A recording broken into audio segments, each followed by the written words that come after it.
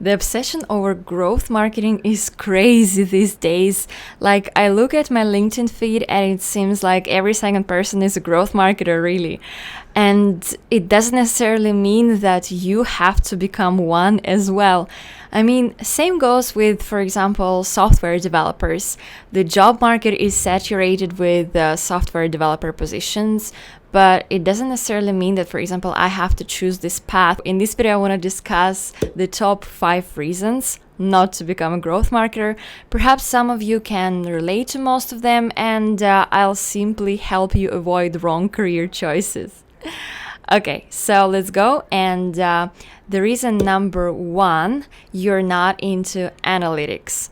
Growth marketing and analytics go hand in hand. I don't know, that was a bit of a weird movement, but they do go hand in hand. And I mean, yeah, everyone and their mom says that you have to be a data-driven marketer these days. And in a way, this is true. But again, it doesn't mean that you have to be crazy about analytics and you have to be super good at it. Perhaps you're simply not interested in all of those, dashboards, constant reports, numbers, percentages, I don't know, pie charts, Excel sheets. And this is fine. But again, if you're not into analytics, growth marketing is definitely not for you. Reason number 2, you want to specialize in just one area of marketing. And I've mentioned already in one of my previous videos that if you're exceptionally good at one thing in marketing, you're going to be a really valuable candidate, you're going to be a really valuable marketing hire. But the thing is that in growth marketing, you kind of have to be a T-shaped marketer. You, in a way, have to be a jack of all trades.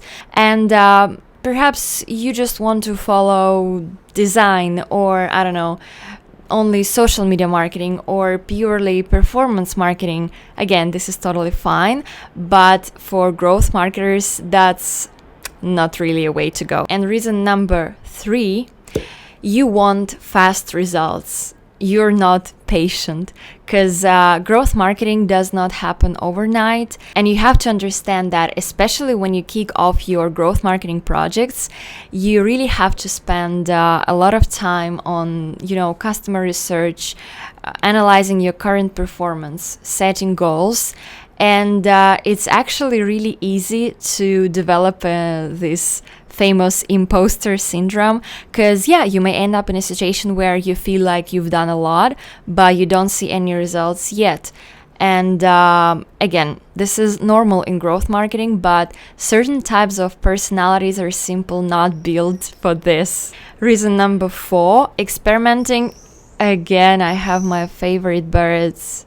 They're so loud, and I can't close my window because otherwise it's going to be too hot. Finnish summer this year is just mind-blowing. But let's start again. Reason number 4. Experimenting is not your cup of tea.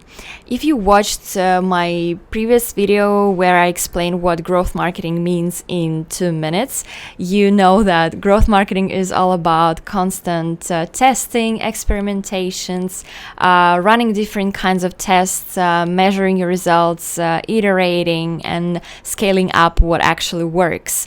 And again, you kind of have to have a certain mentality for that. It's not rocket science, but some people are just not into experimenting. And on top of that, I feel like a growth marketer should be able to come up with a new hypothesis and to constantly generate new ideas on what can be tested to improve your results. If you feel like it's really boring to, constantly run those A/B tests, check the percentages, analyze your results, then growth marketing is definitely not for you. And again, it doesn't mean that it's bad. You just have to stick to something else, and you just have to choose something that is actually close to your heart. Reason number 5, you're not ready to interact with multiple people simultaneously. See, growth marketing is about constant discussion with different departments, different stakeholders. Could be your sales teams, customer success, could be also your customers, your, IT department, your product managers. depending on the type of your business and depending on your industry, on your product, and I don't know, the stage of your startup, if you work at a startup. But again, not every marketer is really into this constant communication and being able to adapt to different personalities and being able to accept feedback from your salespeople or from other departments. So if you really feel uncomfortable when it comes to talking to different departments, multiple groups of people at the same time, growth marketing is not for you. Just accept this and live with it. So these were my top 5 reasons. Perhaps there are more, but I just felt like sharing what's on my mind regarding this topic. And feel free to watch other videos about growth marketing on my channel. I also talked about growth hacking and the difference between growth marketing and growth hacking.